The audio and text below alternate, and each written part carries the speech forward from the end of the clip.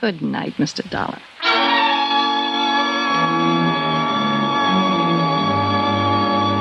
I left the house and turned down the dark road toward the Pompano Beach Hotel.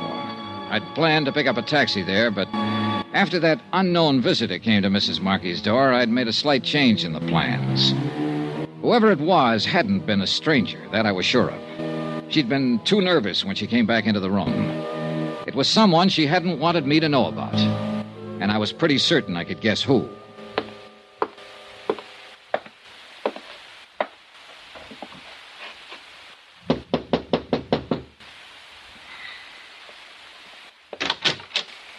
Evening, Mr. Haynes. What?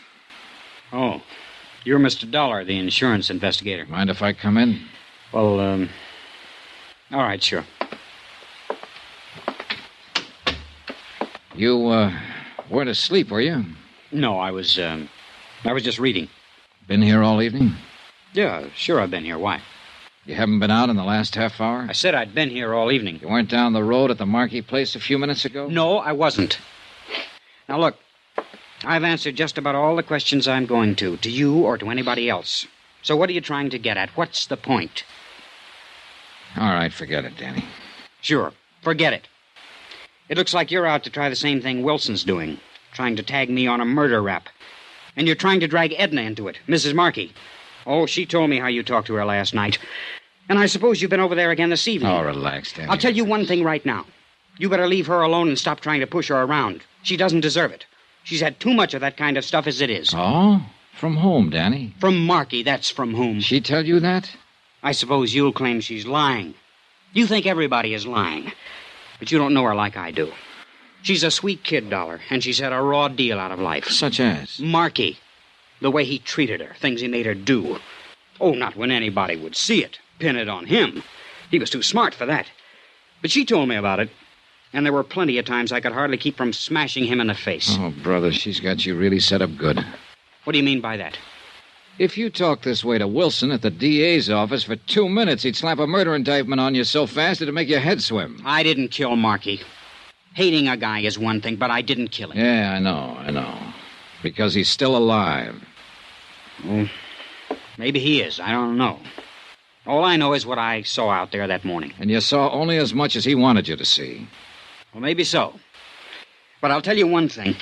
If he is trying to pull something crooked, he's doing it on his own. She's not in on it.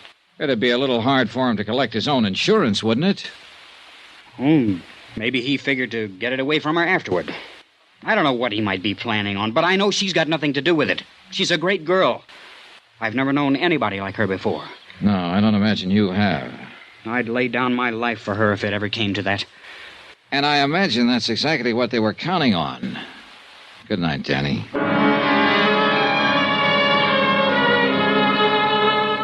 Expense account item 16, $1.90. Taxi fare the following morning from my hotel to the courthouse. I got there at 9:30 and went over the case with Jim Davis, local counsel for the insurance company. And at 10 o'clock, the hearing on Wilson's petition was opened in chamber session, Judge A.G. Campbell presiding. Judge Campbell kept the proceedings informal, and the whole thing moved pretty fast. Both sides presented briefs, and additional evidence was introduced through verbal interrogation. No witnesses were called. By 10:30, the cases for both sides had been completed.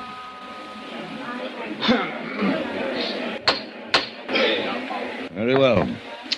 There is no further evidence of fact or rebuttal. The court will make its decision on the evidence at hand. Now, in cases of this nature, where it is requested that the fact of death be established by legal declaration, it has been generally held that the substantiating evidence for said request must be essentially unchallengeable. The precedents in law are too numerous to bother citing. Now, in the case we are considering here, it seems to the court that the substantiating evidence is far from unchallengeable. In point of fact, it would seem that the bulk of the evidence indicates that William Markey may indeed be still alive. Now, the court would be powerless to act even in the face of a reasonable doubt. And the contrary evidence here is a good deal stronger than a reasonable doubt. Therefore, in the matter of the request made herein that William Markey be declared legally dead, it is the court's decision that the petition not be granted. If new evidence becomes available at some future time, the petition may be resubmitted. The court is adjourned.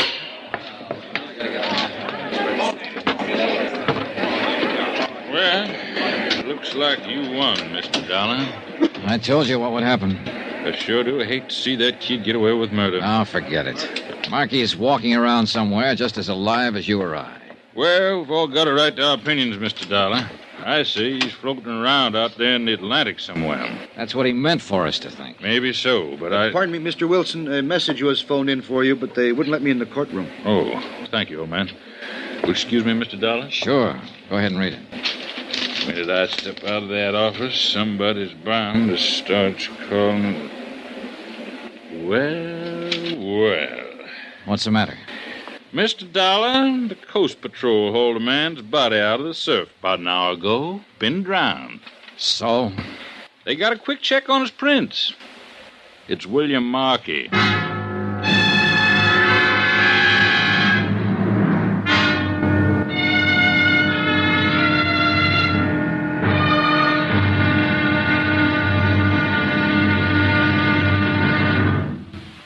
Now, here's our star to tell you about the final intriguing episode of this week's story.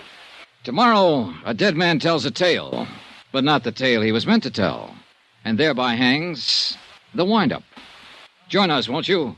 Yours truly, Johnny Dollar. A twist? Who would have thought it? February 3rd, 1956, yours truly, Johnny Dollar on Classic Radio Theater. Visit our webpage at classicradio.stream. That's classicradio.stream to hear our programs on demand, or through a number of apps, including iHeartRadio, Spotify, Spreaker, TuneIn, Apple Podcast, Google Podcast. Just search for USA Classic Radio Theater. I'm Wally Cox. Thanks for listening. Thank this station. Support the advertisers. Tell your friends the great radio shows are right here.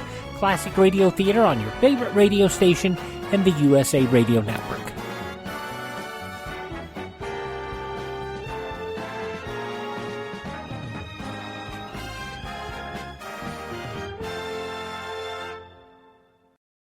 Now more than ever, people want to know if there's anything they can do to help. And the answer is yes at BioLife Plasma Services. Your plasma is desperately needed to create life-changing medicines to help treat people with immune deficiencies, those who are most at risk right now. When you donate plasma at BioLife, you can earn up to $700 in your first month. Check out our new St. Paul location opening March 20th, or visit biolifeplasma.com to learn more about donating plasma. biolifeplasma.com. You want cash. You want to get stuff done. So what do? You buy 5-Hour Energy, of course. You upload the receipt to 5hewin.com, then find out if you instantly won $10, $100, or even $1,000. Then you drink that 5-Hour Energy and cut through your to-do list like a hot knife through butter. 5-Hour Energy, the official sponsor of getting stuff done. No purchase necessary. Must be 18 and a legal resident of the U.S. Ends June 30th, 2021. For rules, visit 5hewin.com/rules. Void where prohibited. Message and data rates may apply.